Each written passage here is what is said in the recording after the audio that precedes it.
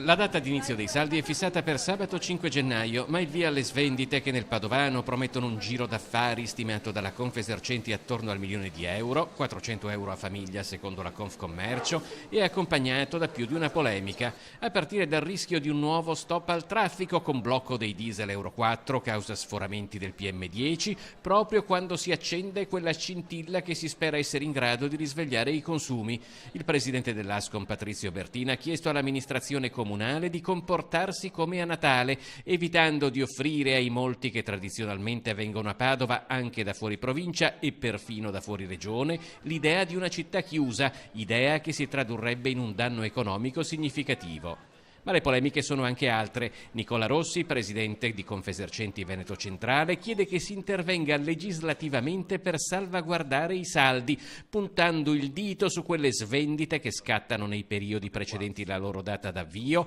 con strumenti ai limiti della regolarità, carta fedeltà, SMS, sconti alla cassa, eccetera, e soprattutto vendite di liquidazioni per rifacimento di locali o simili.